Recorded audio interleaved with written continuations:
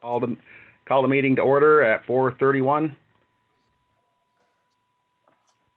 And let's start with roll call. Brian, you want to start us?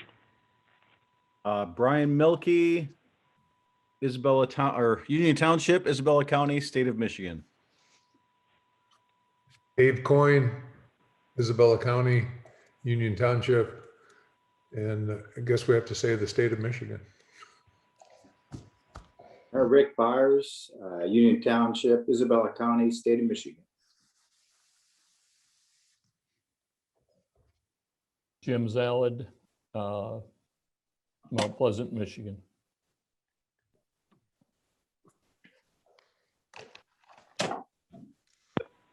Robert Bacon, Union Township, Isabella County, State of Michigan. Jeff Sweet, Union Township, Isabella County, State of Michigan.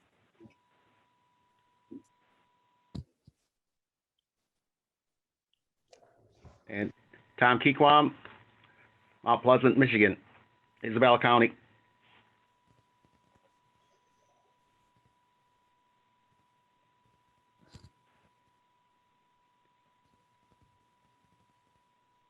And moving on to agenda item 3, with the approval of the agenda. Everyone got to look at it?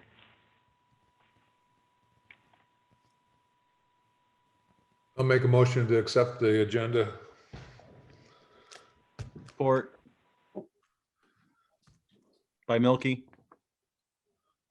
Motion by Mr. Coyne, support by Mr. Melky to approve today's agenda.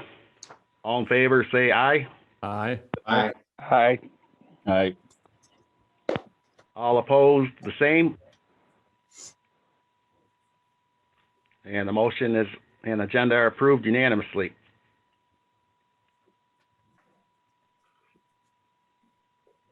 Agenda item number 4, approval of the March 16th, 2021 regular meeting minutes. How are those looking to you guys?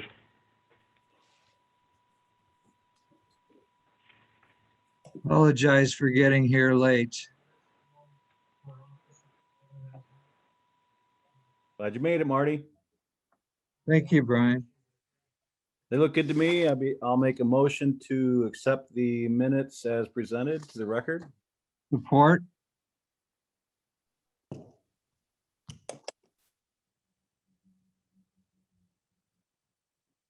Motion by Melky, support by Fig to approve the March 16th meeting minutes. All in favor, say aye. Aye. Aye. Aye. Opposed? And the motion carries. Meeting minutes are approved.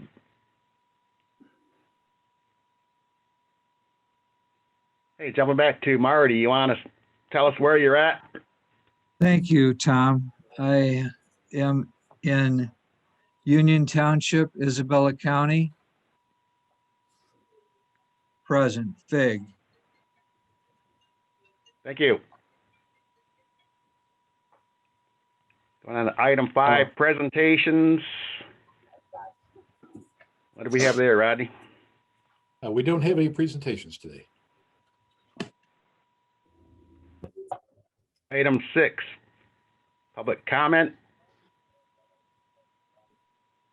We do have one member of the public here on the phone to raise your hand to speak during the public comment period on your phone. You would use the star, hit the star key and then the number 9 key, star 9. Will raise your hand and let us know you'd like to speak. For anybody else, you can hit the raise hand icon down at the bottom of the page. A little over an hour. Okay, you got to do fair salvage.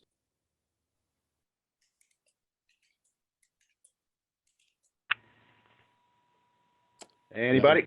Nobody's raised their hand, no.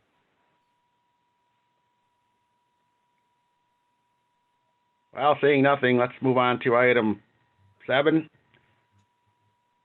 Reports. Want to walk us through 7A, accounts payable approval for March, please? Yep. Good afternoon, everyone. I'll start out with the East EDA checking accounts payable. We have two payments to consumers, one on March 18th for $692.99. And we also have one on April 14th for $677.43. And then we have a payment going to CIB Planning for the East EDA Development Plan update. That's a progress payment for $2,774. And then we have a payment to Doug Small Engine to plow the sidewalks on February 27th. That's for $700. And we also have a payment to MMI for park bench maintenance along Pickard and the grounds along Pickard there for March. That's $299.50. And then we have a payment to Mid-Michigan Cable Consortium. They do they post the Zoom meetings online they post the East DDA meetings online, and that's an annual payment for $367.50. So we have a total accounts payable for the East DDA of $5,511.42. Are there any questions on that? Make a motion, we approve the East EDA bills as presented. Second by Bacon. Oh, Go ahead, Bacon squeaked in. Okay, either way. we have a motion on the floor by Zaled, support by Bacon. Any questions? Hear any response to Sherry? So let's call the vote to approve the East DDA checking account dated March 17th Okay, through you said April 20th.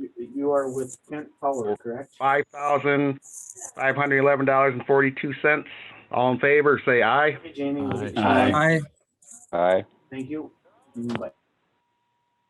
Opposed, the same. And the East DDA payables are approved. Okay, and then moving on to the West DDA payables, we have a check to CIB Planning. Again, that's for the West DDA Development Plan update, a progress payment for $2,774. And then we have a payment to Mid-Michigan Cable Consortium for posting the Zoom meetings online. That's an annual payment of $367.50. So we have a total accounts payable for April 20th in the amount of $3,141.50. Move that we pay the West DDA bills as presented. Salad.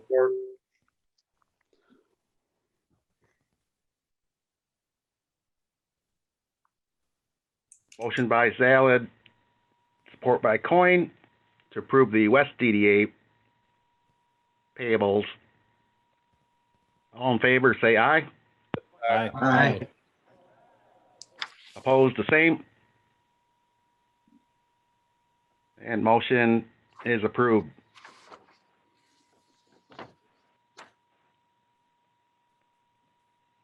So you want to go ahead, Sherry? Yep, then moving on to the financial statements. I'll start with the East DDA revenue and expenditure report. You know, there's not a lot posted here except the payables you just approved. And then in the revenue area, there was some interest posted. Right now, revenue is less than 1% of budget. And then total expenditures are about 2% of budget right now. It's just the first quarter of the year. And then moving on to the balance sheet for the East DDA.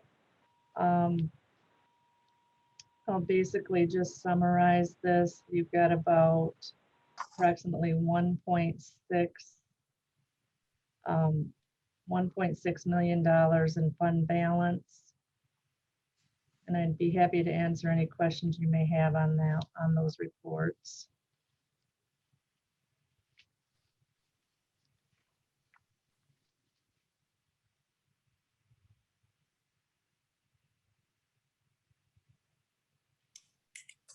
I'll just move along and move on to the West DDA. Looking at the West, the 250 fund, the West DDA fund, revenue and expenditure report.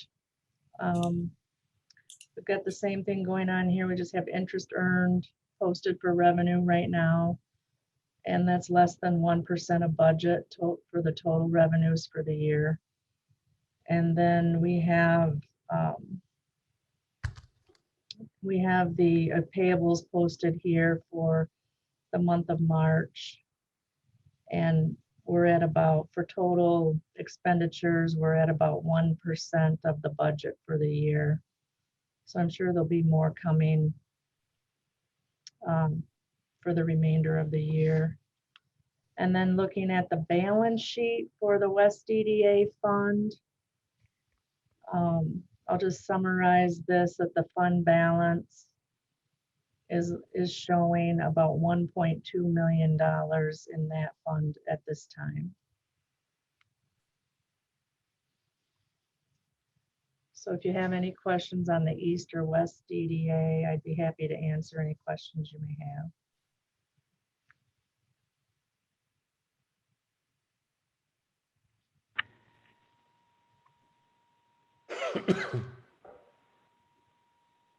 Comments or questions for Sherry? Good job of explaining it, Sherry. Thanks. Oh, thank you. Yes, thanks, Sherry. So let's let the record show the March financial reports were presented and filed for the East and West DDA.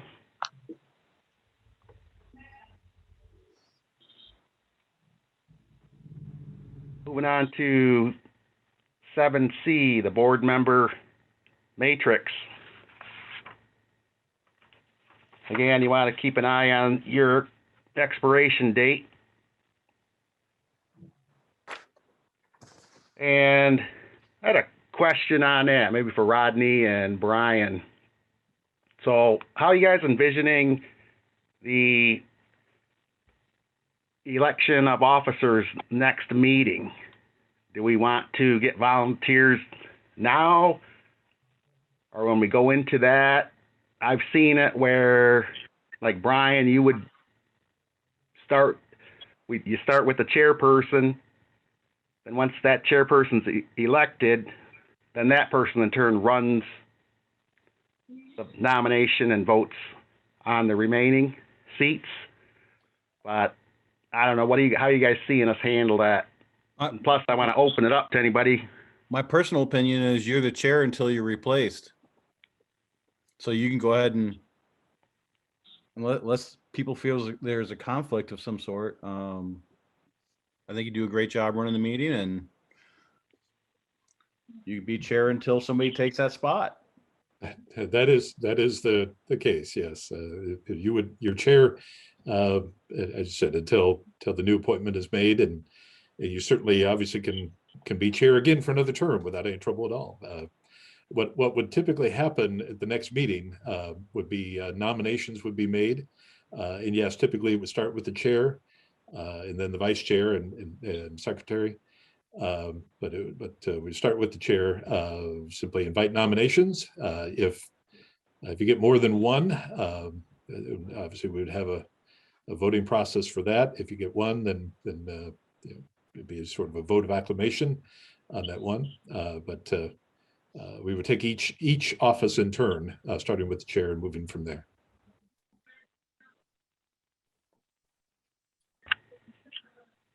Yeah, that's kind of how I see it, but I just want to make sure everybody's aware of that coming up. So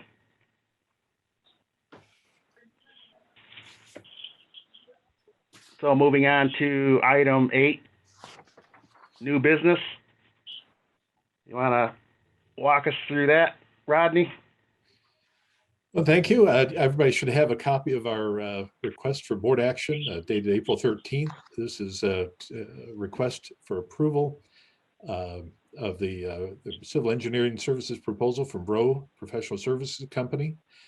This is part of our sidewalk program. This in particular is for the construction engineering and design work needed to put the plans together for construction of sidewalks along both sides of East Remus Road from Bradley Street west to Lincoln, and also corresponding improvements in the Lincoln Road intersection. The Lincoln Road intersection in particular is important if we can get it done, and this will involve some coordination between Rowe and MDOT and the Road Commission. We do have some additional work that is required from Chuck McGurk related to his project on the southwest side of that intersection. Some sidewalk work that he is expected to be doing next year. And so if we can do the intersection work, that will essentially prep the site for him to be able to do his part, which would be extending sidewalks along portion of Remus Road and also south along the west side of Lincoln Road. As I said, the work would involve Rowe coordinating with the road agencies and also negotiating any easements that may be needed. There are some areas that may require easements. Some portions of it, it looks like we can work within the existing road right of way. So this is a request for approval of the contract in the amount of $71,600 to do that work. Which they would, if the contract is approved, they would begin immediately on it with the idea of having this project ready to bid out later this summer. Question, Rod? What do you remember what the total amount that we estimated this to be? I can't remember. Well, we have a total of $250,000 budgeted for sidewalk projects. Okay. That does include, it did include in terms of the scope, sidewalk work along the west side of Lincoln, north from Remus up to the Lux Funeral Home. That project is far less likely to get done this year. There is a whole lot more preparation work that would be needed. And so we do have sufficient funds budgeted for sidewalk construction. This engineering element is more expensive than expected, but not significantly. And part of the reason it's more expensive is that we specifically asked them to include the easement, the collection of easement information negotiation of easements along that route, which they had not included in a previous proposal for sidewalk work outside of the DDA. So it's a little higher because of that. Okay. But just to be clear on the scope, this is going to cover not only the cost to prepare the plans and go out for bids, but also all the construction engineering, the administration, staking, everything for the construction phase if we decide to go through with it. Is that correct?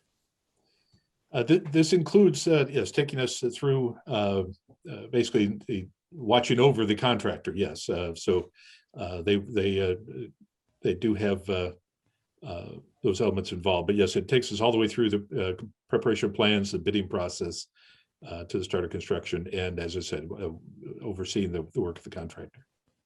Okay.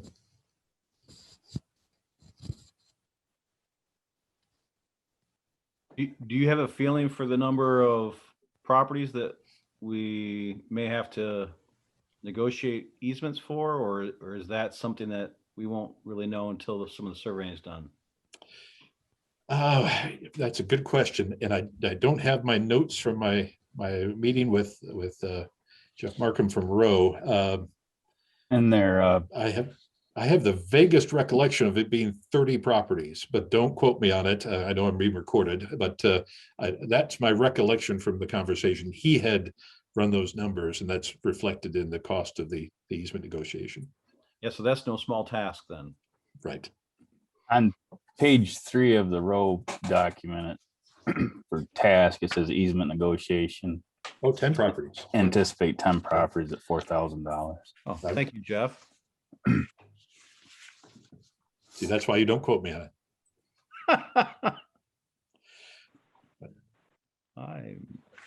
I guess the other thing, I should probably read the proposal, but this is just an estimate.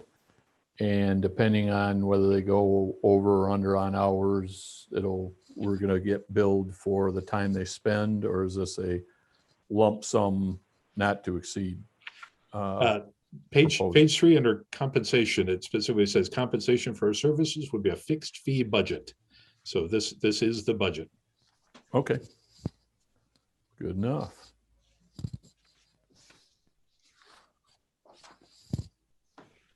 Will there be any part of this work that could be helpful in future projects? I know Jim's brought up that idea before about where the curb's going to be when eventually that happens with drainage being changed. And I know he was concerned about being premature on some of this work.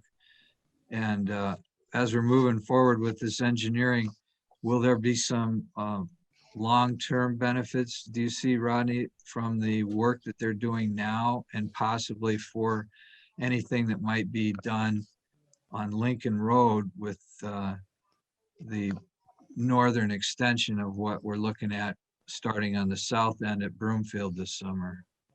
Like because you mentioned the McGurk sidewalk, and I was wondering, will that be part of the consideration and how that might apply in some ways to the future in design work that we're spending now for this? So I think the intersection improvements, if those can be, obviously those will need to be designed to the county and state standards and or the MDOT standards that apply here. And MDOT will be looking to the future when they make their requirements known. There is a long-term plan for work to be done. Lincoln south of Remus down to the bridge, of course, a more near-term project south of the bridge down to Broomfield, as you said. So I think the intersection upgrades really will be the best thing in terms of setting us up for the future, both because of obviously connecting things through, but also because it will enable the use of the sidewalks west of Lincoln that Mr. McGurk has put in and will be putting in based on his development requirements. Mm-hmm. Thank you.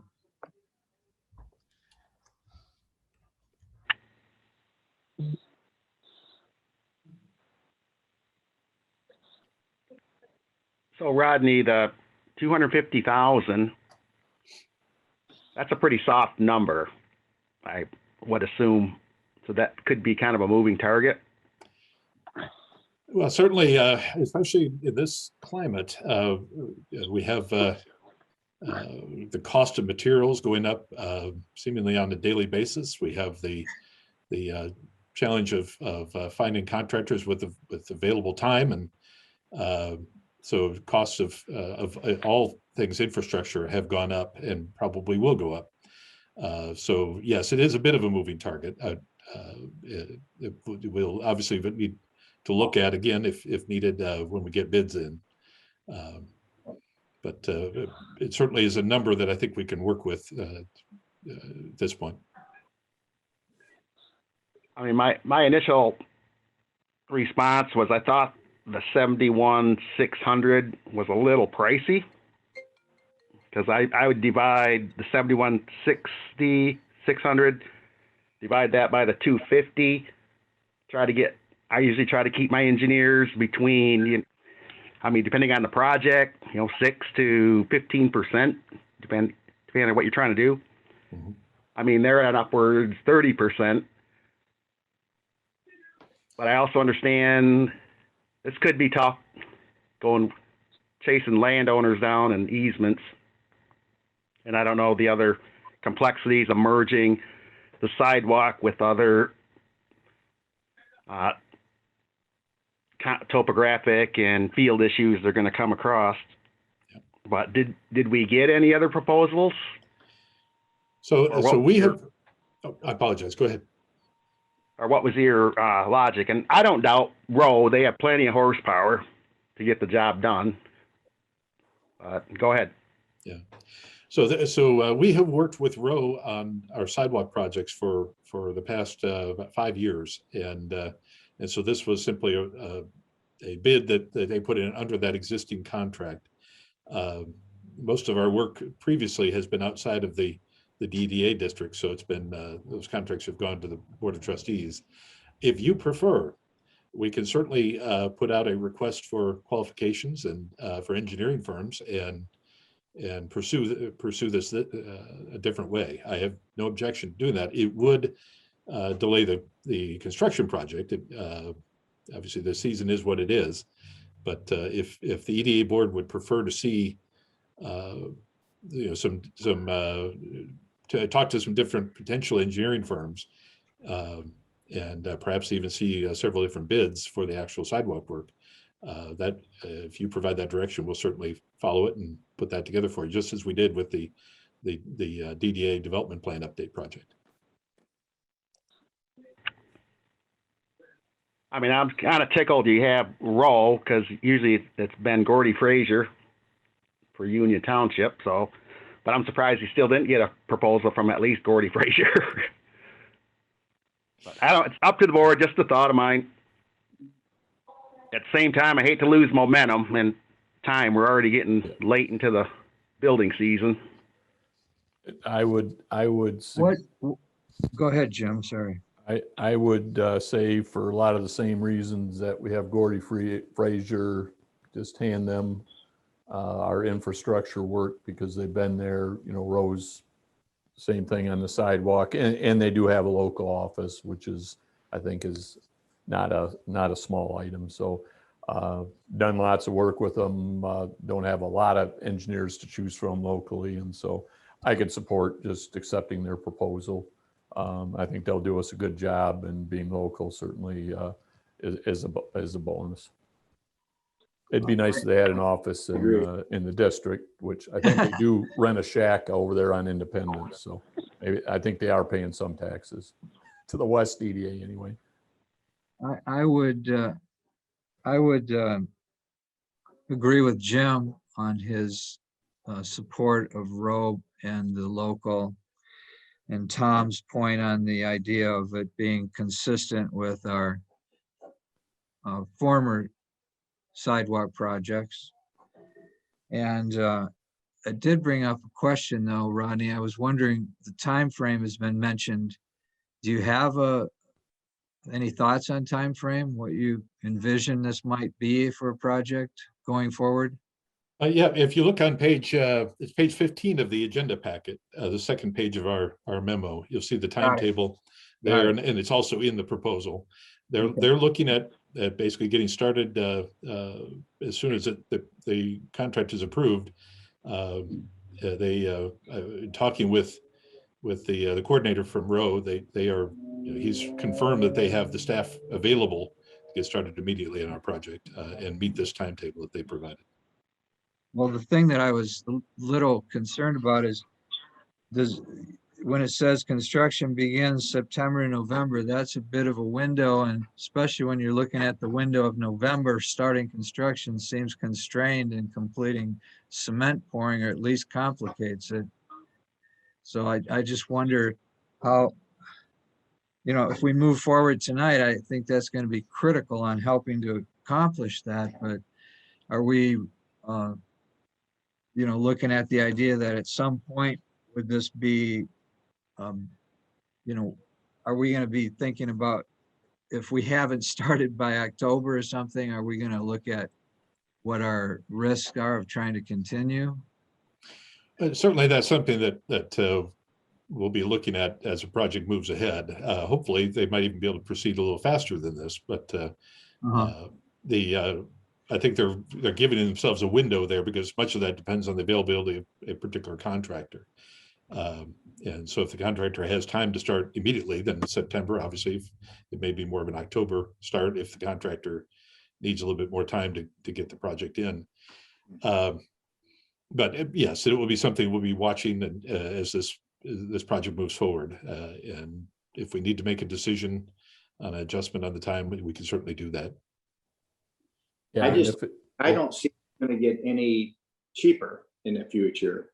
I mean, if we delay this longer, and you run into the frost season or the winter season, they're trying to pour concrete, like Marty says, I think it's just gonna be, that 250 soft number is gonna be a lot larger, and it probably will be anyhow, the way things are going.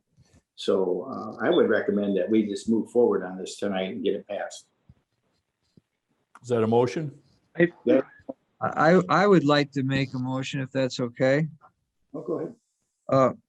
I make a motion that we approve the proposal from Rowe Professional Services Company in the amount of 71,600 for the completion of topographic surveys, design engineering, easement negotiation, construction documents, bidding assistance, and construction, engineering, and administration services for new sidewalk construction along both sides of East Remus Road between Bradley Street and South Lincoln Road, and associated intersection improvements at South Lincoln Road, and to authorize the township manager to sign the agreement.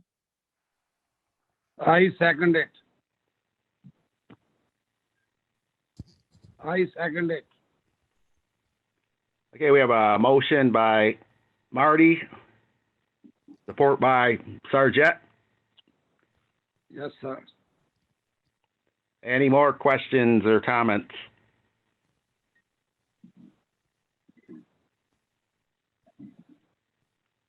Hearing none. All in favor, say aye. Aye. Aye.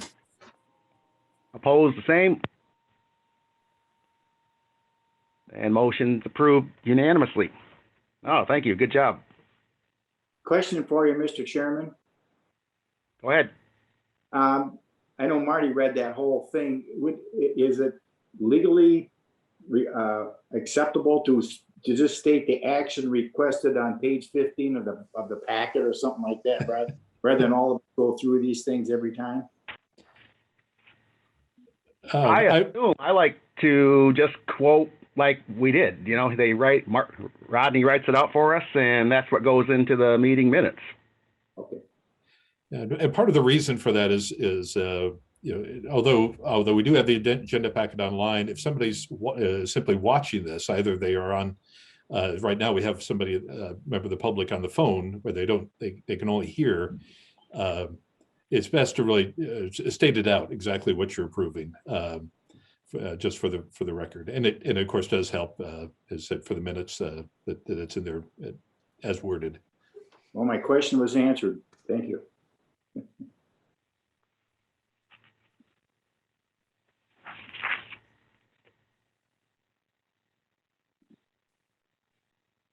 So you want to start us on 8B, Rodney, the Consumers Energy City Gate site? Yeah. So this, and our member of the public may be Harmony Nolan from Consumers Energy. I'm going to unmute that number in just a moment, but I'll give it a little quick introduction. We'll see if that's who she is. So this is something that's come to us through the site plan process. Consumers Energy is rebuilding their City Gate facility, which is on the southwest corner of Pickard Road in Somerton, just to the east of the Baymont Inn. They're doing almost a complete rebuild of everything you see above ground, and also doing quite a bit of work underground. It's going to be a nice facility when it's done. They're going to have new ornamental fencing on the two visible sides of the fence. They'll have a new structure there that's an upgraded character. That equipment shelter, the existing equipment shelter buildings they have there will be gone. They're also removing the kind of gravel staging area in front of their fenced area, and that'll be landscaped. So it's going to be some nice improvements. They're adding a driveway off of Somerton to make it easier to maneuver in and out. And as part of the project, they are putting in public sidewalk along the Somerton frontage. So they'll be extending our public sidewalk network around the corner. So it's a nice project overall. I'm going to share my screen here. So for those that can see it, this is in the packet. It's page 19 of the packet. Can everybody see the site plan excerpt that's there? Yes, I can. Okay, so this is the northeast corner of their site. The actual city gate gas distribution facility is west of what you see here. You can see a number of natural gas transmission lines going underground there. This is the corner at Summerton and Pickard. When you go by there right now, there's not a whole lot there. A few trees, existing trees, and that existing Mid-Michigan College sign. Most of that landscaping that you see there will be added as part of this project. It's part of the required landscaping, part of the site plan approval. They're because of the underground lines, they can only do landscaping in certain areas, so it's sort of clustered in this corner.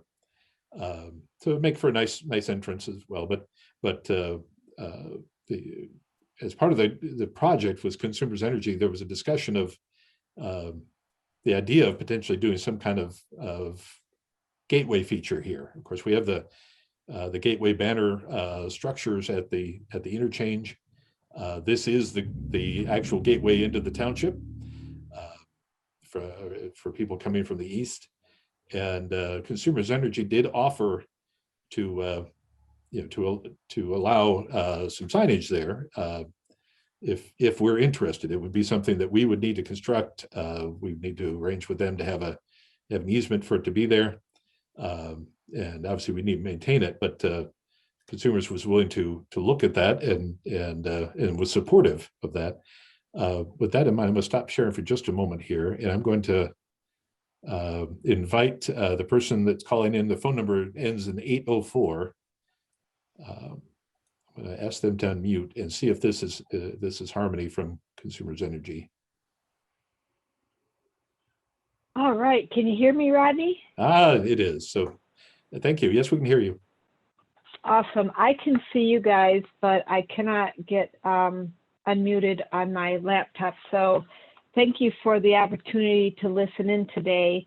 The project that Rodney talked to you about is approximately $6 million project to update our city gate for safety and reliability purposes. And as you can see by the picture, the piece of property does have a lot of invisible or underground pipelines going through there. But Rodney mentioned that being the entrance to the township, that there may be some desire for the DDA board to put up some type of welcoming infrastructure, whether it's a sign or an archway or something like that. So Consumers Energy would be interested in working with the township to look into a project if the township would so desire.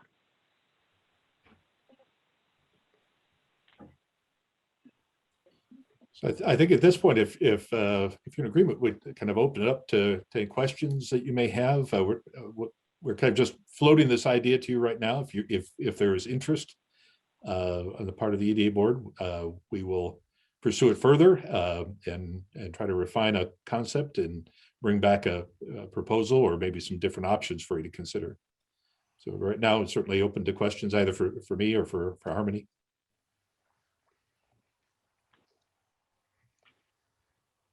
Where would the sign be located in place of the existing Mid-Michigan sign? The blue. Is that where, Blue thing, Marty. We'd have to determine. The thing we don't know is what you guys are even maybe thinking about, and maybe you need some time to have that discussion. But there's a lot going on in that corner, and so we wouldn't necessarily be moving the Mid-Michigan sign, so it would be more complementary. We'd have to look at the dimensions that you're thinking of to make sure that we can stay away from the transmission lines under the ground, and those kind of things. So it's really up to you, and we can see if what you would like to do would work at that site. And I'm sure there would be some back and forth discussions. We can't do this, but we could do this if it could be, angled this way or whatever. So.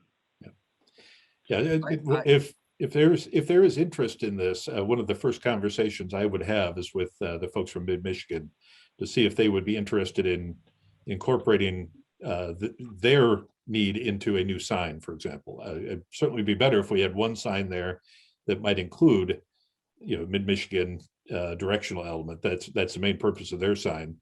But that is a conversation we would be having with them and hopefully incorporating into the project in some way. I see. But how much land is involved there on that corner for this project? Well, the overall site is a couple acres, but it's actually a fairly tight spot. You can kind of see in the illustration, there's not a lot of room to work with. As Harmony said, we have gas lines and other utilities and fiber all in that area. So, for example, at the interchange, we have the large the banner structures that are there. We would not be able to duplicate that here, but we could put up something that was complementary to it at a smaller scale. We certainly could put up a kind of welcome to Union Township sort of, monument sign or something like that. There's space to do that. There's two things that I see that are positive that I would support this idea moving forward.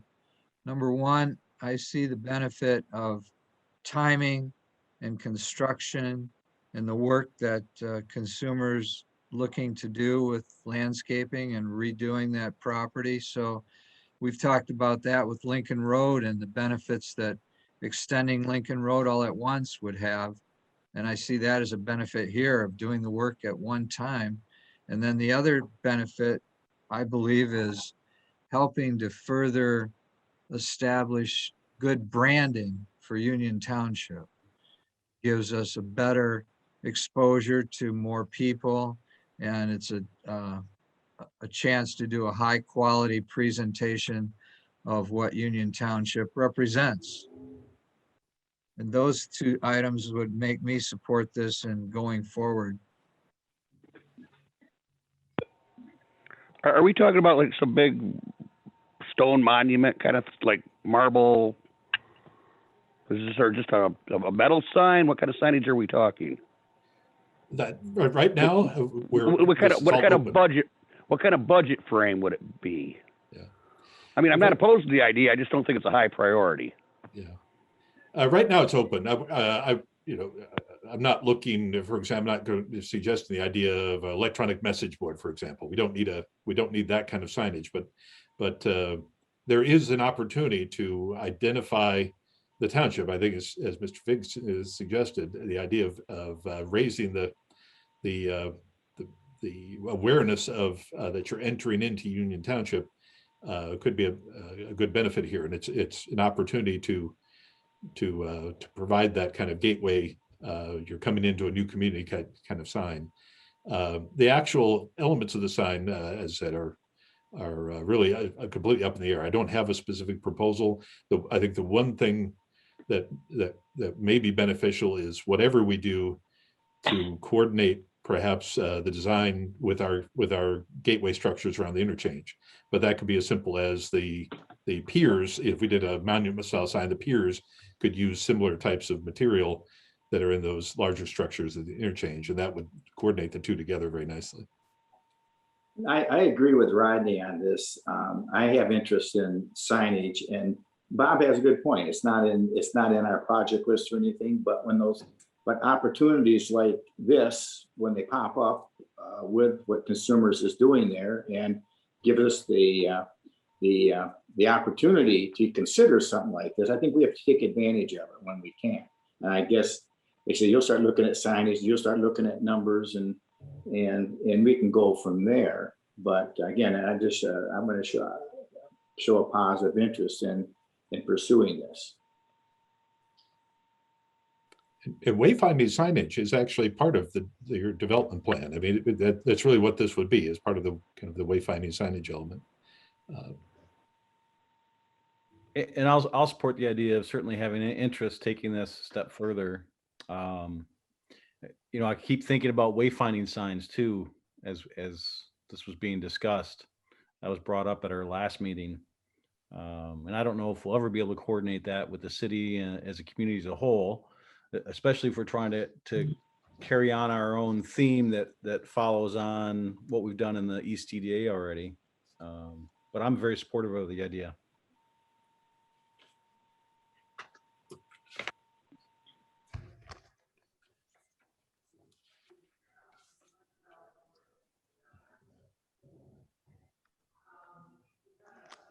Hey, Rodney, Harmony, this is Tom Keekwump.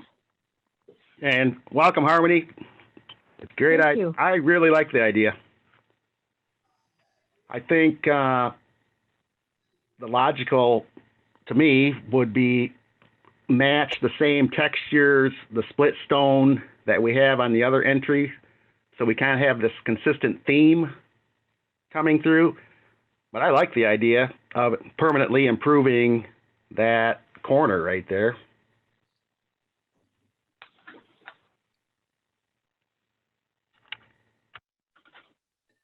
I'm in support also. So is me.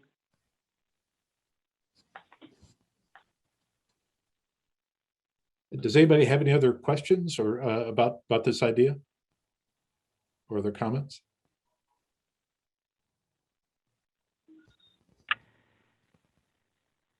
So I guess my thought is that this was not an item where we needed a formal motion today, but certainly we seem to have a consensus of the board to pursue forward. If so, as long as you're in agreement with that, we'll work with Harmony and check in with the community college, and we'll work on bringing a formal proposal back to you at a future meeting to take a look at it. And as the idea, I think we'll be bringing back a couple of different options at least for you to consider as part of that potential signage there.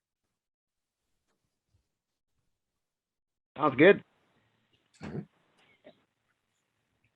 I look forward to hearing from you, Rodney. Thank you. Everybody have a great night. Thank you, too. Harmony. Thank you. Thank you.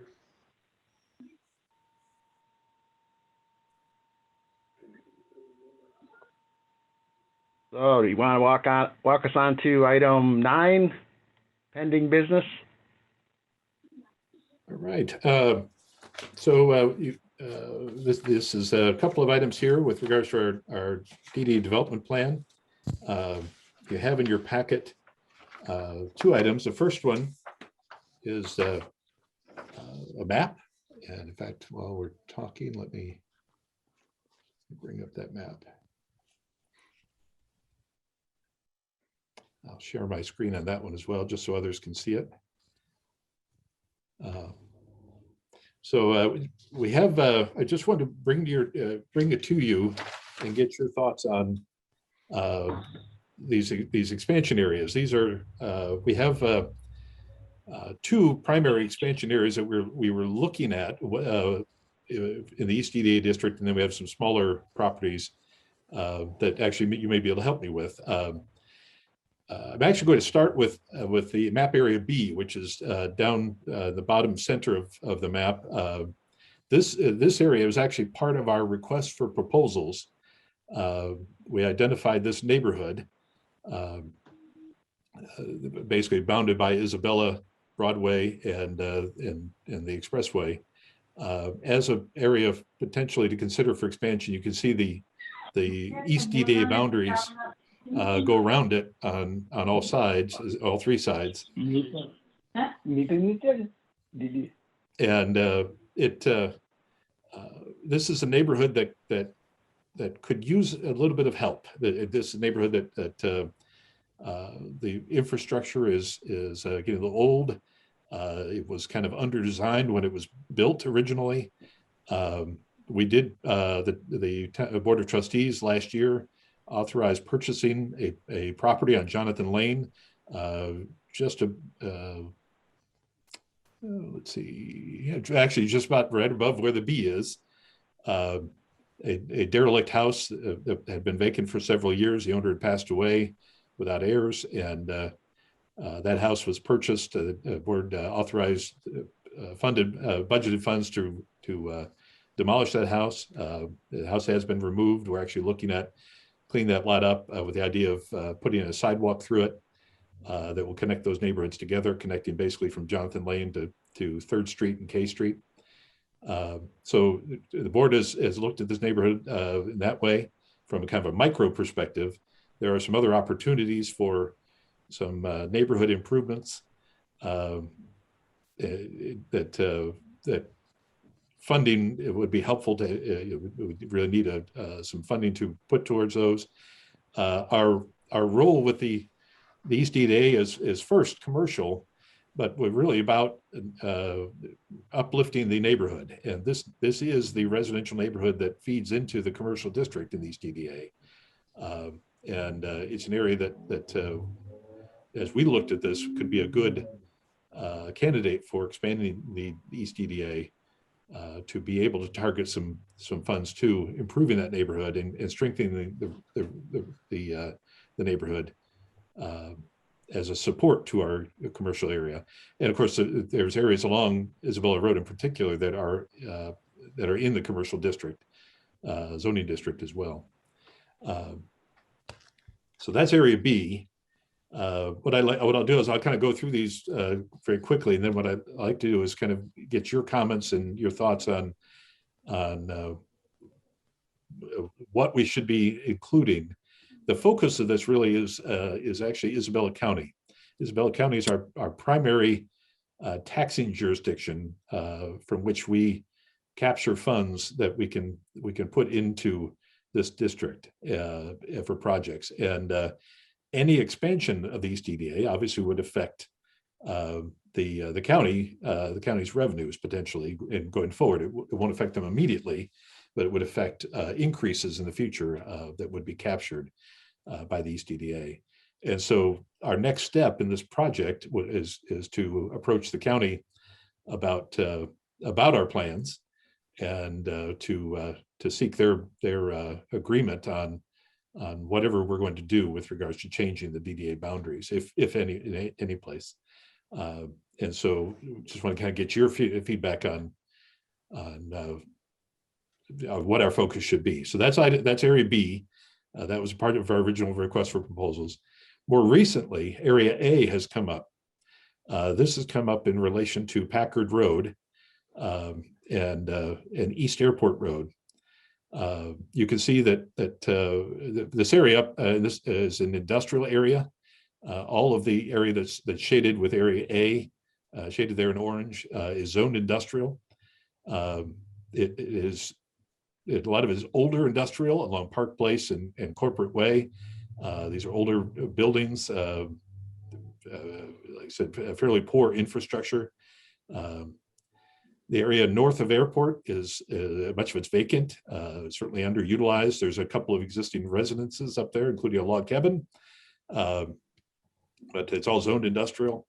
And with its expressway visibility and relatively good access to the expressway system, it's an area that could be more.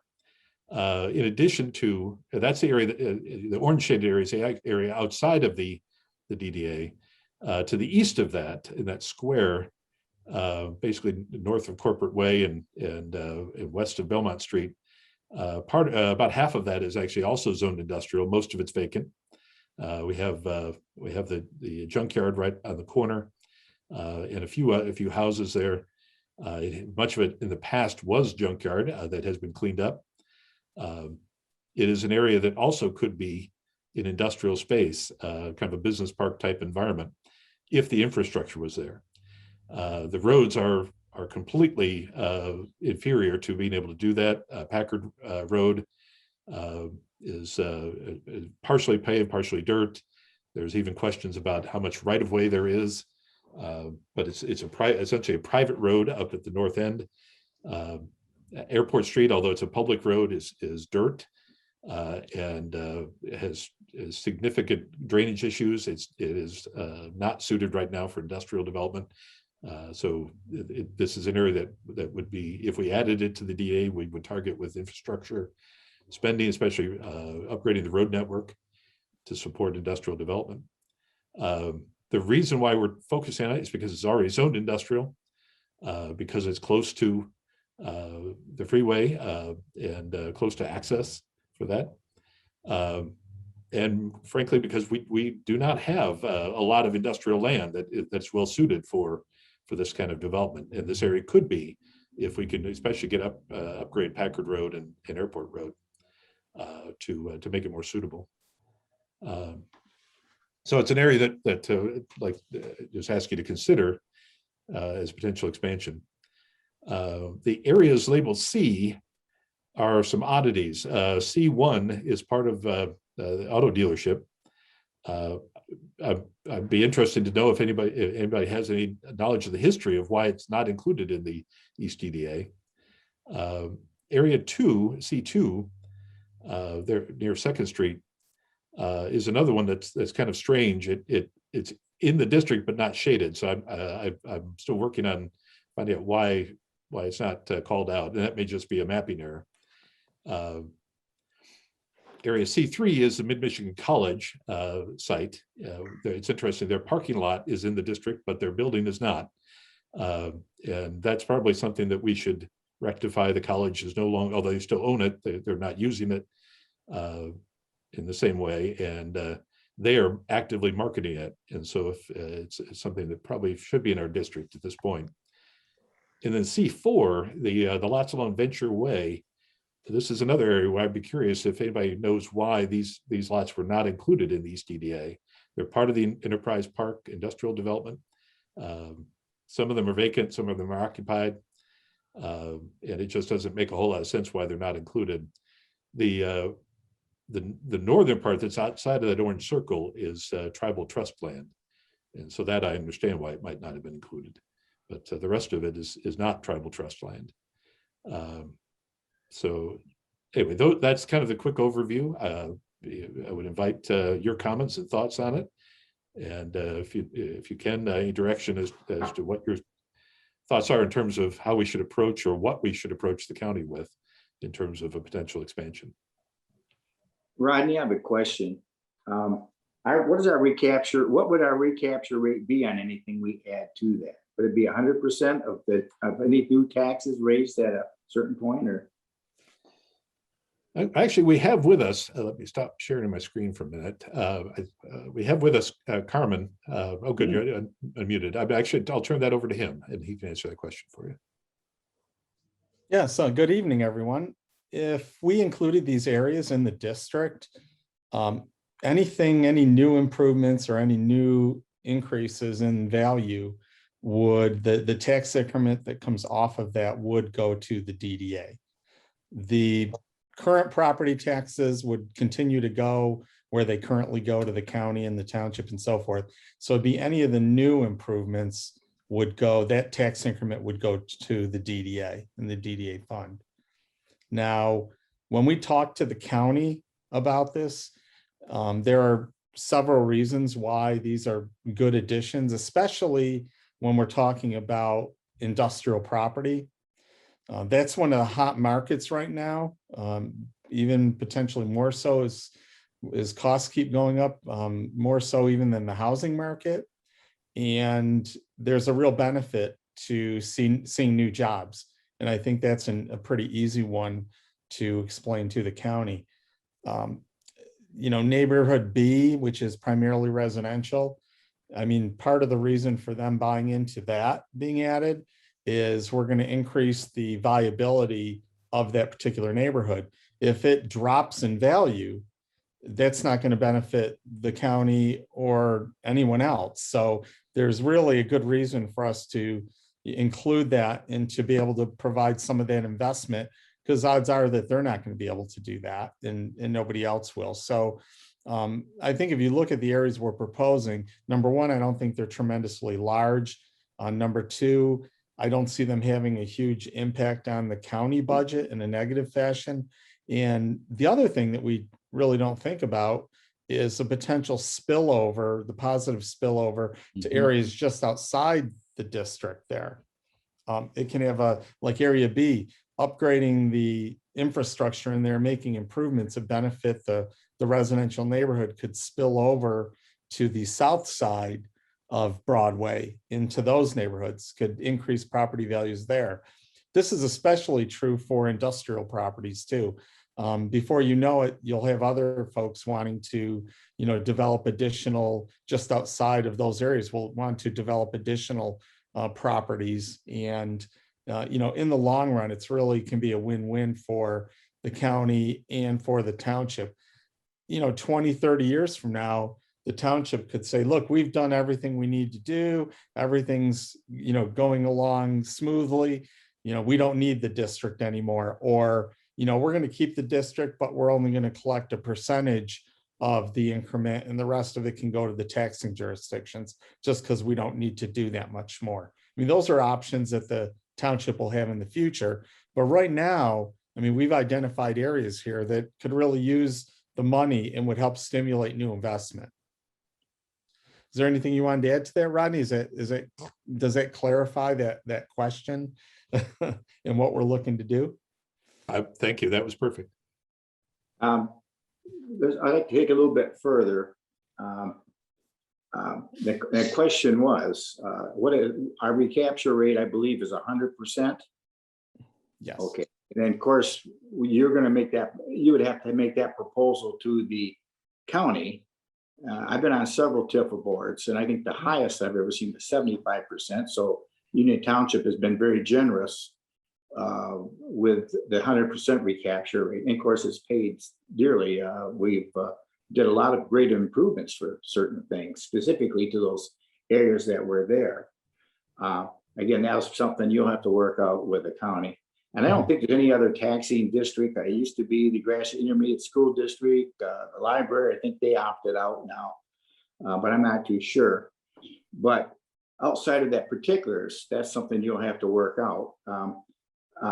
When you look at different areas, C1, C2, C4, with some, I don't know how those were changed. I know C1 was the Chevy dealership. And I know there were some changes going on there. I don't remember exactly what happened, but anyhow, I don't know the history on that. But we own the property to the west of that, so we were partially involved in it. But I think we probably have a little history in what happened then. But getting away from that, A and B, of course, A is commercial. I think that's our obligation. That we have to see commercial development. And B is a different area. That is residential, and I think we've kind of taken a step in the residential area when we went into Jameson Park, because we had the logic of we improved the Jameson Park for the public, that it improves the neighborhoods, and so I'm kind of up in the air on that. I'd have to hear everybody else out on it, but again, I think what the thought process is, if that we get involved in the parcel B, is that we can add value. If we can add value, that'll increase the area. And I do remember about when this EDA first started, one of the major projects they put was they increased that drain, because property B was there was high water table, and they had to increase the drain, which also drained off the industrial park to the east of that as well. There was major problems in that. But anyhow, again, I'm up in the air on it right now. I just have to think about this. But I mean, it's a viable deal to take a look at all these. I have to agree with Rick on what was done at Enterprise Park to help with drainage, to help with the curb and drives and roadways, and what it did for that area as far as putting some of those buildings back in repair and renting some of the spaces was a positive. And that was what the East DDA and the West DDA were set up for. And I think that's what Carmen is mentioning. If if I'm correct, Carmine, I think you're saying that that's what the benefits of turning Site B into the DDA's taxing district, because of the infrastructure improvements we could realize in drainage, which Rick has just mentioned, and then the streets and or sidewalks, the infrastructure of that neighborhood could see real benefits.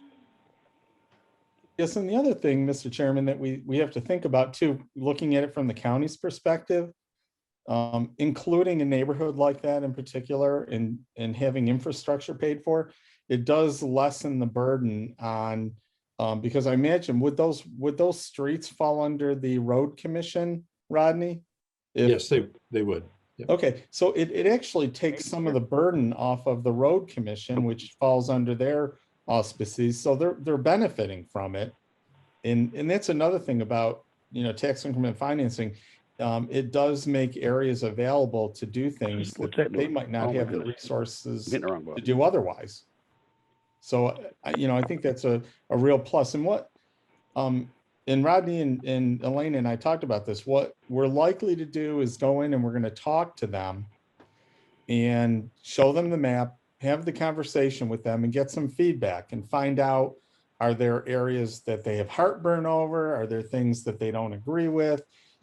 If they're going to bring up the sharing of tax increment, maybe what we do is say, look, well, instead of 30 years at the percentage you're looking at, why don't we do 20 years at 100%?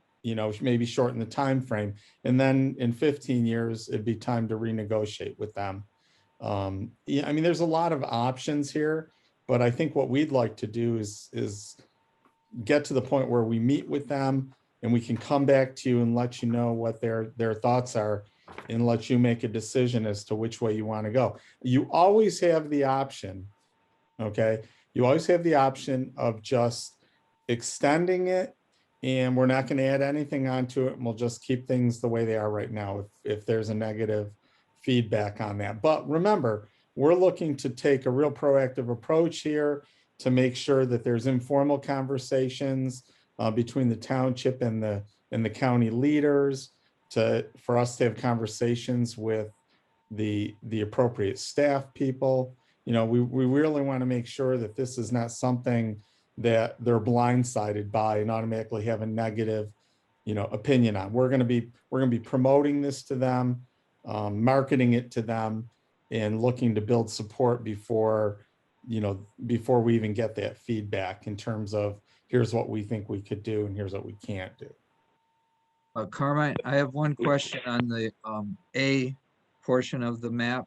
I know you pulled the map down, but on the A portion, as you're following the orange line, starting at the far north end and coming down to the south and east, as you follow along US 127, I'm wondering about, because that's a neighborhood as well, which would be following the same general thinking as in B, and continue extending that along 127 until it meets the existing blue East DDA line.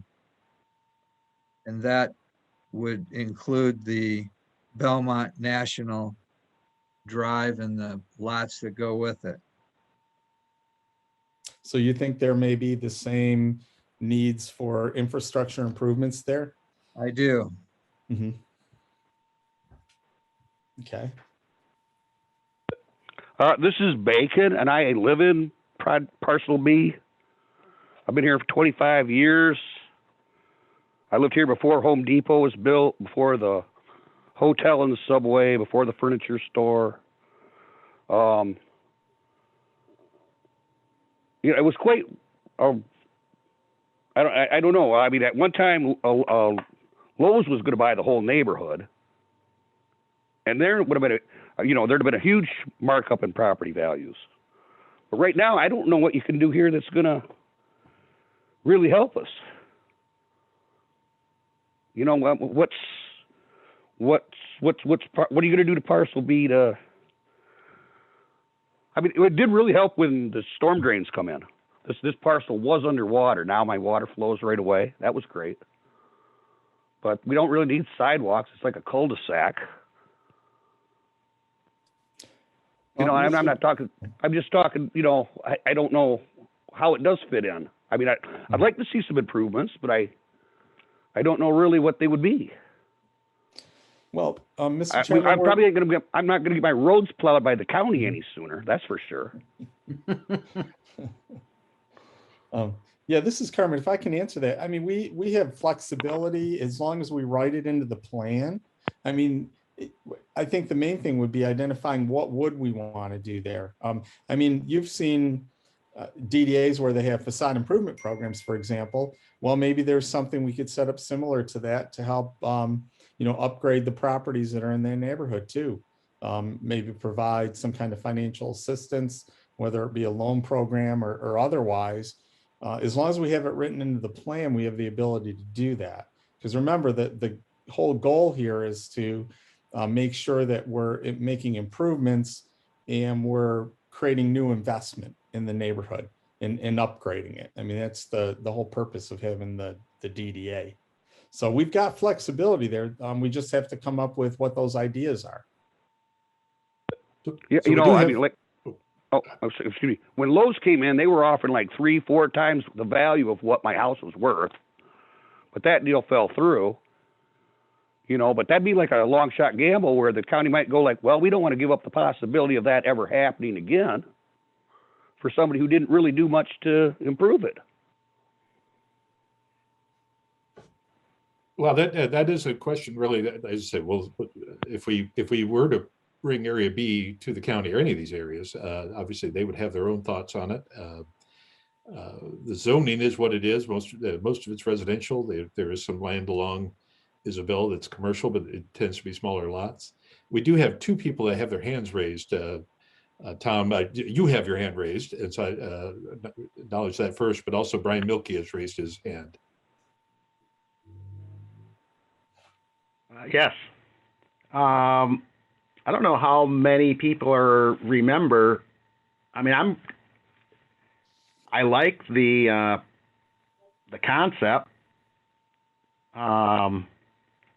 Kind of with Bob a little bit. I mean, there's with the economy the way it is, and back when we did have, you know, the big corporates sniffing around, and I like the area A and the C. I'm not too sure about the B, but I'm just going back to, had we tried this a few years ago, it would have been completely out of the question, because at that time, the county was suing us basically to dissolve the East DDA. And it wasn't a couple years before that, the trustees were trying to put the DDA out of business. So it's kind of 180 degrees. It just seems like a tall order compared to not too many years ago where we were at with our relations with the county. But I mean, it would be worth maybe doing a kind of check the temperature, because I mean, I still have I don't want to say a slugfest, but we spent a lot of money on that lawsuit, and so did the county, and which eventually got tossed out. But I was just surprised that they would welcome the idea. But I think the key is, as Carmen said, is if we can add value for them, then and help them to see where this would be beneficial for them as well as for the township and for the residents and property owners in the district. I think that's really the key. It's that anytime you can show that you're adding value, you can hopefully reach common ground on that. But really, as I said, the first question is this something you're comfortable with? Because we want to make sure that we're going to be, anything we might present to the county has your support behind it. I think I'd like to follow up on that thought I had earlier on parcel A, and to follow up with that. I feel like the DDA has a pretty good track record, both east and west, in projects done and improvements made and property values increased. And so with that track record, Carmine's taken a positive, maybe some type would think aggressive, but with the property, there's a potential for growth. If we lose property, then or lose percentages that we collect, we won't have that as much opportunity. And the opportunity for benefits I see dozens and dozens and dozens of property owners in the parcel B that Carmine has submitted, and including that area that I spoke about, that would round out the DDA in that portion of the district. And I see that the participants in the district, which they seem part of, they seem like they were excluded previously. And so if including them helps that many parcels, and I see some of the dilemmas and the questions that would be raised about it, but overall, I see benefits to it, especially if Carmine and Rodney, what they're explaining can be shown and in numbers and in experience.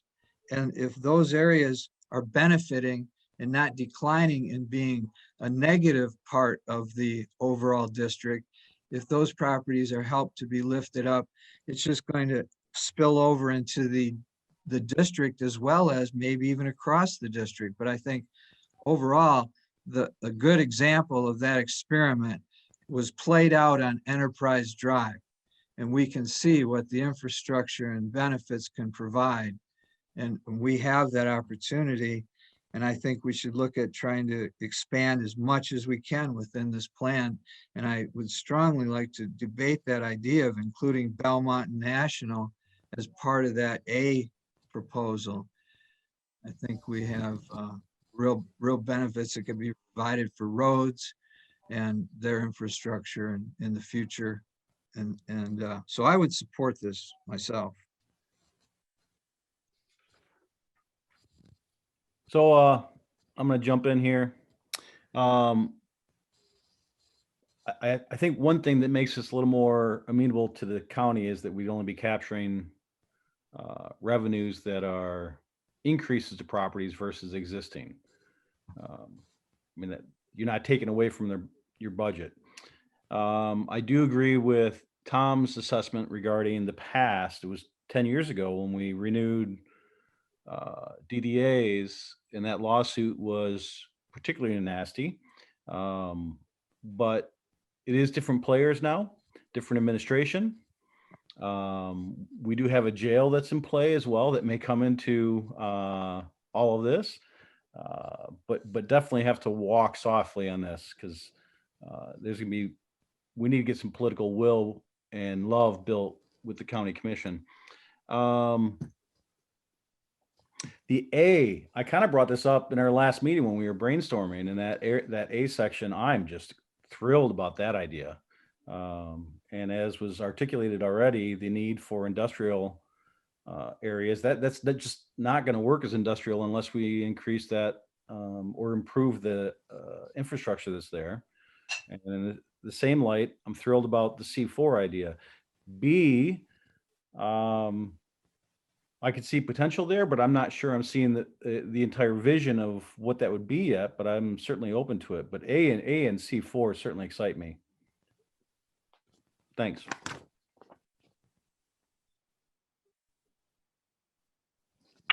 I would piggyback on those comments that obviously A seems like you can make a logical case for it. C4, my only question is how much of that area is in tribal trust. But certainly,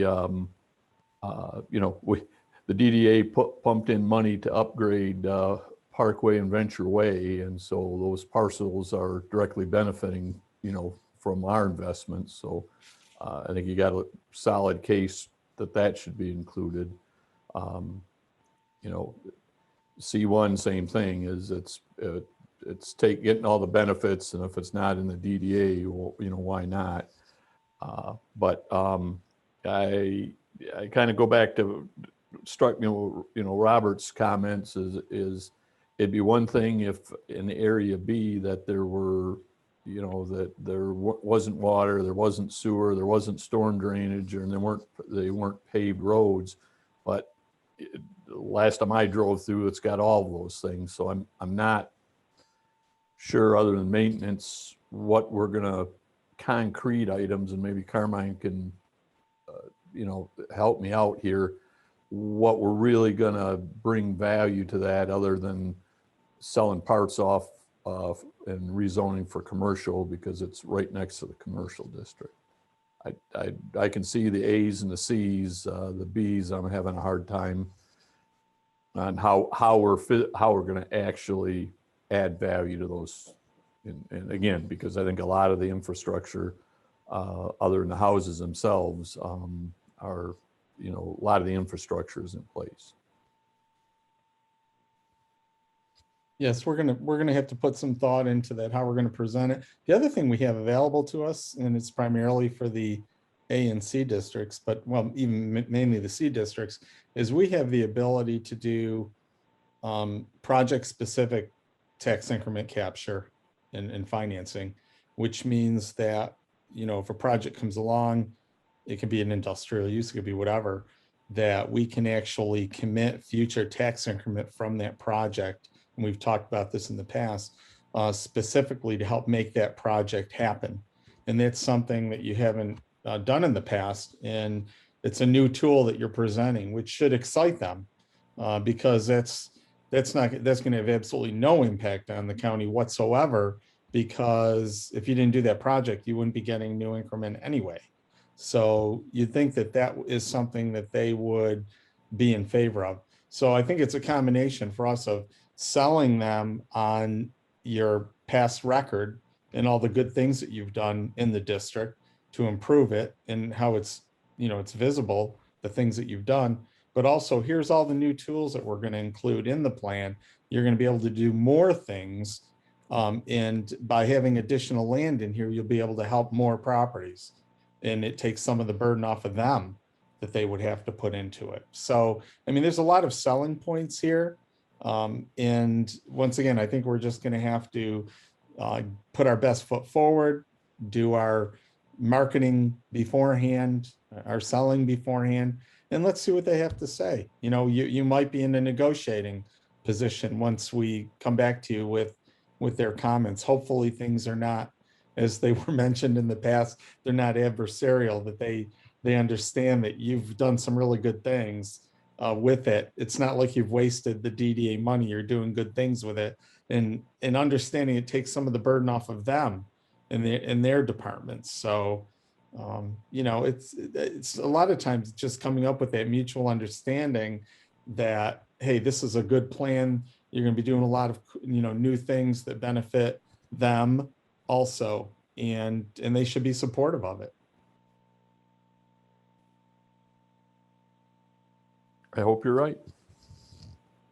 I know our job isn't to outguess what the county's reaction is going to be. I think our job is to take a look and see whether this is reasonable, or what of these I think we have to approach. And like I said, I know, to me, like the A's and the C's are, I call them almost like a no-brainer. That's commercial, and those have to be, at least the A's have to be redeveloped. And I know when you go to the county, you got to show what kind of development. We got to do something. I assume, Carmen, they say that we can do this to make it better. I'm not too sure, but I'd like to see us pursue the A's and C's. You can talk about the B's all you want and see if that's feasible, but I don't know exactly what we can do. I think Bob has probably asked that question. What can we do different there? I'm not too sure, but. So if I may, Jeff Sweet, Jeff Sweet has his hand raised, but I'd like to, before we recognize him, just like to comment on that residential neighborhood. I think the big thing we can do, there is infrastructure there. They do still have stormwater problems there. There are, some of it is maintenance problems, but I think there is some stormwater infrastructure fixes in certain places that would be helpful. This neighborhood, especially the area in the northern half, it directly feeds into and is part of the neighborhood really that's within the East EDA district to the north, up to Pickard Road. Right now, there's not a real direct connection to the south. That's actually one of the reasons why we recommended the property purchase on Jonathan Lane, was to create at least a pedestrian connection between the neighborhoods down to the south. But these are neighborhoods that directly feed into our existing commercial area. What we've seen over there is we've seen deterioration in condition. In some areas, it is because of the type of housing, especially the southern half, Jonathan Lane, Berkshire, Morgan and Ruby. A lot of those houses are older modular homes, sort of double wide mobile home type units. Some have been improved with garages. In fact, a lot of them have, but they are of a type of construction that was not really designed for long-term longevity, and they are starting to show their age. The one property we purchased, it was vacant for 3 years and it really become completely uninhabitable. So there's an opportunity there to support and perhaps improve the physical nature of the neighborhood. I think, as Carmen mentioned, one of the things we could do is have a facade improvement program, an exterior improvement program, where we might provide small grants that could help facilitate projects for these homes to upgrade them, to improve or make basic improvements to the exterior. The stormwater element, I think, is definitely an item that's going to come up. There's also an opportunity to provide some better connectivity. We're not looking to build sidewalks through this neighborhood. It wasn't designed for it, but there's certainly some opportunities to provide some pedestrian connectivity. For example, there's a property that the county owns that would allow a pedestrian connection between the movie theater, drive-in mobile home park area and the neighborhood, so that people can walk between them and walk through the neighborhood more easily. The lot is there. The county has it on taxes. They would love to provide it to the township. In fact, I was told that they would give it to us if we can do something with it. And it's not wide enough to build on, but it would be perfect to build a sidewalk on and maintain that way. But we'd need to do some improvements and set that up so it doesn't become a nuisance, and also so it truly can be useful for people in those neighborhoods. These are just some of the potential projects that we could do. I mean, there are other things that could be done, street lighting and other things, if the neighborhood is interested. But the infrastructure is aging, and there's just simply not enough tax revenue to really support it because of the design of the neighborhood. And so if we can do some things there and target some money there, we can strengthen the neighborhood, make it viable, and make it much more functional and attractive for the long term, which would benefit the areas surrounding it, including our commercial areas.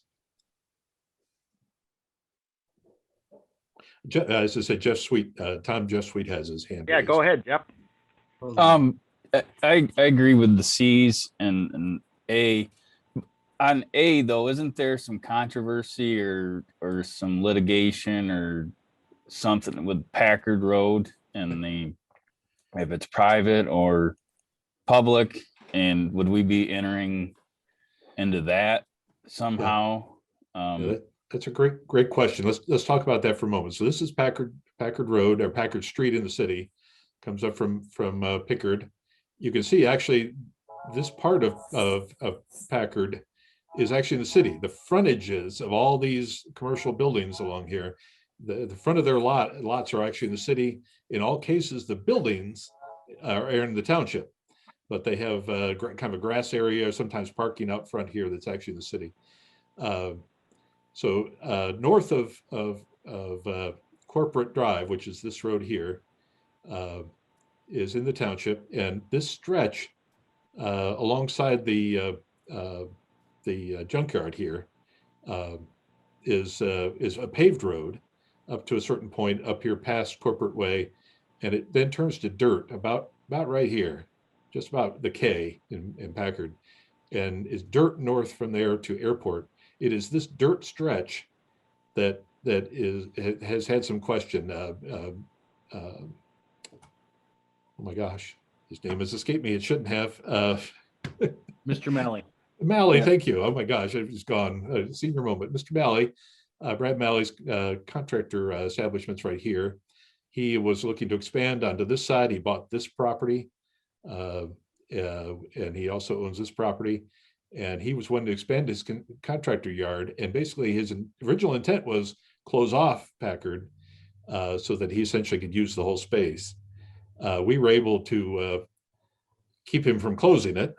There's some signage up there. You'll see road abandoned signage that he installed. But the road is not abandoned. There is, in fact, a right-of-way there. It's a private road. It was all these roads internally, Packard, Corporate Way, Park Place, and Park Drive, were all built in the late 70s, and Corporate Drive was also built at the same time. Corporate Drive was accepted by the county as a public road, but the rest were never accepted. So they are private roads. And this has a private road right-of-way all the way up to airport. You can't close it. Airport is a public road. So you can actually see our DDA district doesn't get to Packard Road. It runs along this kind of invisible line here. And so although we have land up here in the DDA district, we have no frontage along Packard to be able to really make good use of it. And so expanding the district would give us road access then, and bring these properties into the district and allow the whole area to be perhaps more functional. There is no litigation. There's certainly a question over the future of this road, and one of the ways to solve that future is to bring it into the East EDA district, where money could be targeted to improve these roads, Packard in particular, and airport, to Class A standard, where they would be able to be used for industrial development. And then one quick question, like general question. Where is the funding gap? So like these like B falls into disrepair. That doesn't tend to happen in the city. Why does that happen in neighborhoods in the township? Is it because there's so many different entities involved, like the county and then the road commission and the township, and who's on the hook to help maintain? Because you talk about storm sewer not being maintained. It's the same thing in my neighborhood. There's a storm sewer that's never been maintained. The Pickard Street storm sewer has never been maintained because it's in the township. But once you cross a county into the city line, it's maintained. So where does that gap come from? A couple of things. I'd like to say a couple words, and then actually I'm going to have Carmen answer this as well, because he has a lot of experience in this area. The city, first of all, the city has a higher ability to tax. The tax rates in the city are significantly higher. So they have greater capacity to tax, so they have greater ability to fund projects. They own their own infrastructure. They maintain it. The Public Works Department maintains the storm system as well as sanitary and public water. In our case, the storm systems are not under our jurisdiction. They're under the county drain commissioner's jurisdiction or the county road commission's jurisdiction if they're drainage within their road right of way. So that's all kind of divided. Those agencies do not have they have very limited taxing ability, and it's pretty complicated to do special assessments for those kinds of projects. So there are significant limits there because of the township format. But Carmen, if you would maybe add a few thoughts. No, well said, Rodney. And you have to keep in mind that when you're dealing for those agencies, you're dealing with a much bigger level of government in a much broader area. It's an entire county.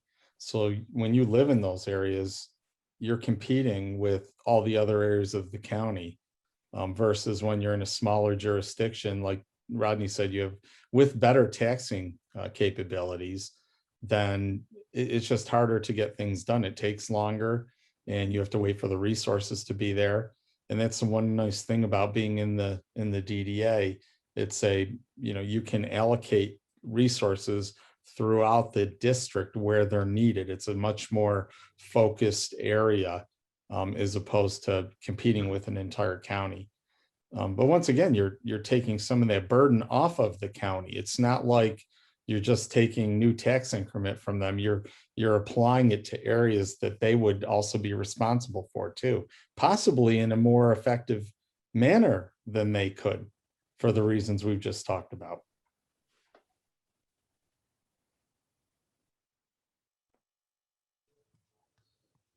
Does that help, or do you still have questions? Nope, that makes sense. I just wondered. Thank you.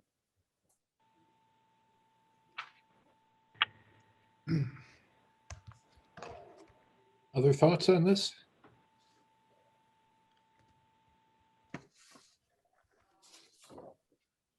Well, Rodney, this is Tom, but I'm thinking, just to keep our meeting going, what I'm hearing, correct me if I'm wrong, there's kind of a general consensus to keep that in our program.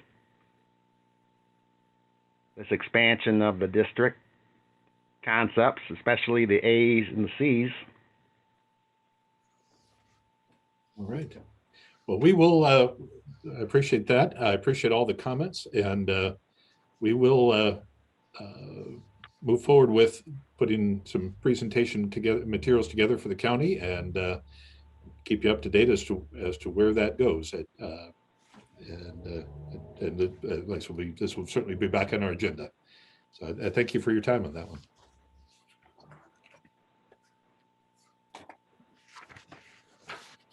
So the other item under this item 9 is really just for your information. We included the summary of comments from our March SWOT session, strengths, weaknesses, opportunities, and threats session. So I just encourage you to take a look at that. If you see anything that if you feel like if there was an error made, or anything in terms of what was included, or if you feel like there was something that was missed from the comments that you would like to make sure is included, what I would suggest you send me an email, and I will pass it on to Carmen to make sure it gets into the list of comments here.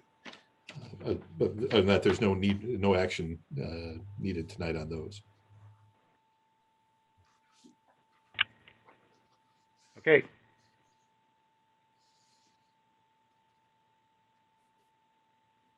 So do you want to walk us through the agenda item number 10 and your director comments, M20 Reconstruction project update? So there's a few things. I don't know if, how many people had a chance to see the presentation that MDOT provided. Certainly, if anybody needs it, I can share the presentation materials. I'll just share my screen here just for a moment. This is a quick overview of the area that they're looking at. This is a project that's intended to start in 2023. They are at the beginning of their design phase right now.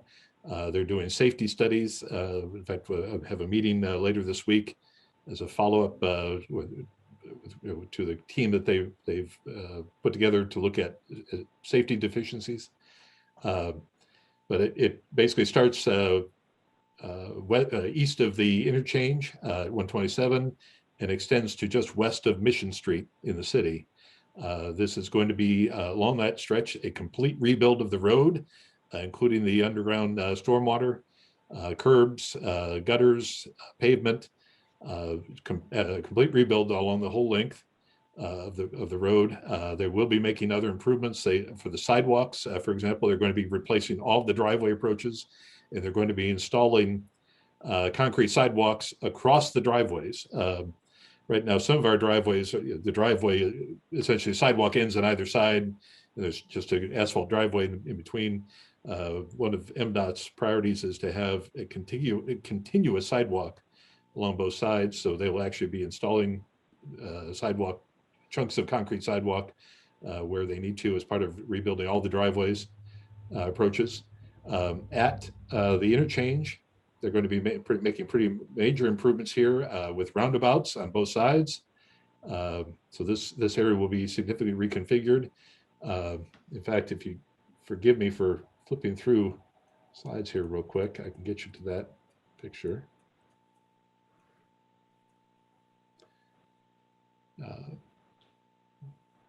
So this is, can anybody see the roundabout design? Yeah. Okay, so this is their initial design for roundabout. It will encroach, first of all, into some of our landscaped areas. We're going to have some rebuilding that we'll need to do with regards to underground irrigation, for example.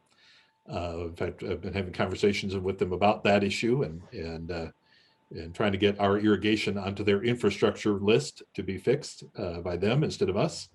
So we'll see where that goes. It's not normally part of their list, but working on that priority. But you also see that it will create some opportunities potentially for some things that we could do as an EDA in terms of new landscaped areas. There will be landscaped roundabouts, fairly minimal, I think, landscaping here, but we can also even talk potentially about some things that might be able to be done there. The pedestrian improvements with crossings, I think, a good addition as well. And these changes will work well with our existing gateway signage. Might even, quite frankly, improve the visibility of it for some people. It will have a significant impact on the restaurant here and on the gas station, because these will, this will include a center median along the stretch. So there'll be no left-hand turns into this area. Folks wanting to come here from the east will have to go through the roundabout and come back. We've been having some conversations with them about that and about having MDOT do some improvement work to make this more of a connection through that would allow people to come in the back way. It's sort of an informal way to do that right now. MDOT is actually exploring the idea of making a formal, more public access in cooperation with Home Depot. So those are all in the kind of concept stage at the moment. Just want to kind of give you a heads up on where things are at this point. As I said, they're just in the beginning of the design phase. Does anybody have any questions on this? I was just going to say, it certainly complicates the pedestrian route a little bit too, but just interesting. It's already a terrible walk. Yeah. Yeah, having been out there, it is tough. What I really like is this mid point crossing here. Anytime you can create a situation where people only have to cross one direction of traffic at a time is a good thing. So this is a significant improvement, that people can cross the road here, have a refuge island, and then cross the rest of the way. I think it will be. I think so too. One of the conversations that I've had with MDOT is I've asked them to look at having a similar mid-block type crossing elsewhere along Pickard Road. Maybe I suggested the idea of doing one in conjunction with Jameson Park, for example, because we do have that big neighborhood to the south. We have the park on the north side. If we could have a similar type of crossing point in between the intersections, this would be a very safe place to cross. Have a refuge island in the middle of the road, and then cross the rest of the way. Farther down by the VFW, where kids go towards Mary McGuire School. That's right. Yes, that's another area. The school was another area where that was discussed. So that was part of actually what I brought up to the safety folks, and they have it on their radar. We'll see what comes of it. The MDOT is not always favorable to those mid-block crossings, but they do recognize that they're necessary, and we've made a point of emphasizing the importance of improving pedestrian access through here. We put a lot of money into those sidewalks and the other improvements along the corridor, and so having improved pedestrian access, especially to the park and to the school, is important.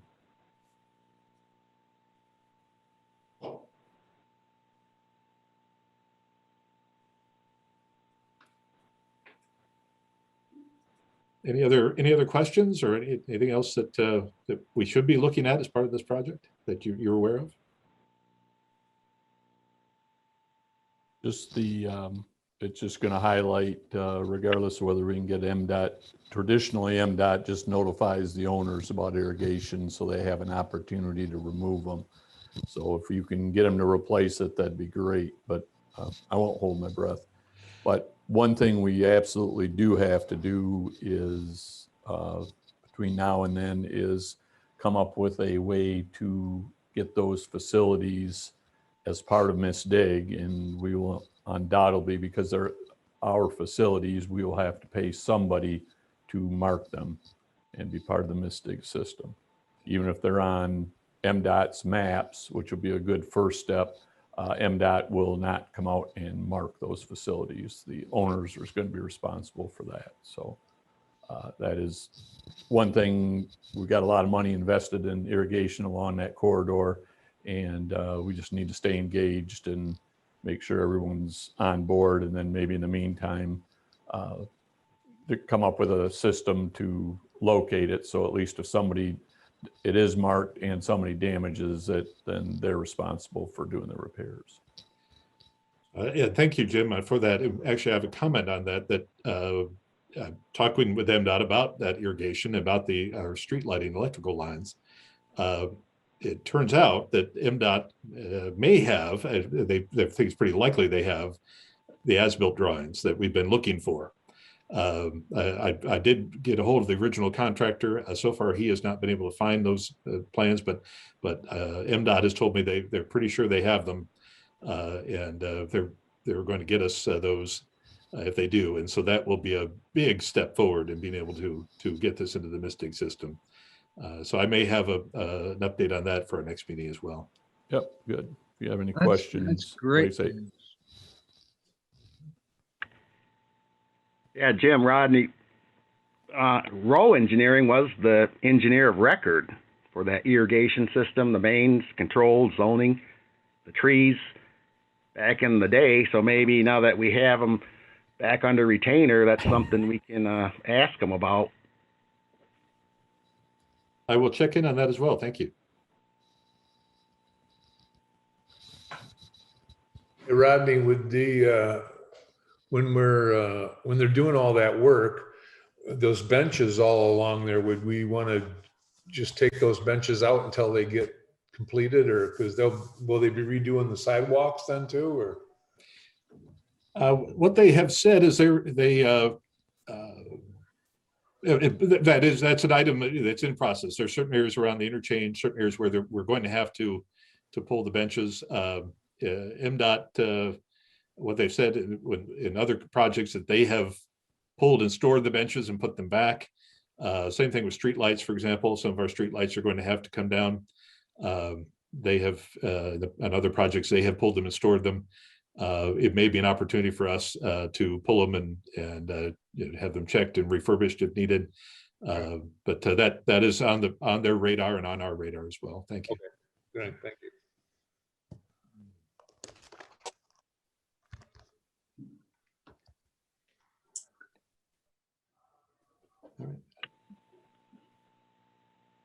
Hey, Rodney, also on that comment, I mean, typically, like, we would want all that included in their base bid, as far as deconstruction and restoration, which leads me to my point. Looking at our stone veneer under the overpass, which was restoration built into that bridge modifications MDOT did, there's a lot to be said about that stonework restoration.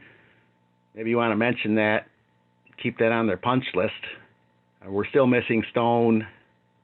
Some of the workmanship, putting it back, isn't the greatest, but maybe mention that to whoever the super was on that. Well, that one, they did put that back. That project is complete. If I'm not aware of any missing stone right offhand, but I'll go take a look and see. There are some areas where things could have been done better, but actually what they did really matched the existing. there was a few stones that were broken. They did do their best to put all those back and mortar them properly. I actually had the original stonemason bricklayer contractor out there because MDOT brought to my attention that they had a concern about the northeast corner of that wall. And I had the contractor go out and take a look at it, and he said it's solid. He looked at actually the whole thing, and he said that everything is solid at this point. That if he had done some of the repair work, he might have done it differently. And I think that's very much to his credit. He didn't like the work that MDOT did in a few spots, but he said it's all very solid and secure, and that there are no issues with the structure at this point. Oh, that's great. Sounds like you're already on it. Yeah, I just talked to him yesterday. He was out there this past week. It took a few weeks to connect up with him, but George Fussman is his name, and I was expecting to need to bring a proposal to you, but he said no, there's not a need. Okay. Anything else on that? No, nothing else on that. And then item B, just wanted to make sure you had a copy of the approved EDA bylaws. The Board of Trustees approved them.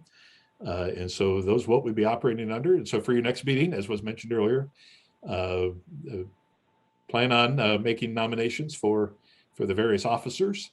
And we'll go forward with those elections on the May agenda. Sounds good. Anybody else have anything before we adjourn? Oh, Well, hearing nothing, let's call the meeting adjourned at 6:23. And we'll see everybody May 18th.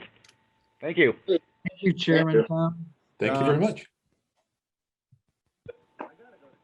Good enough. Thanks, Rodney.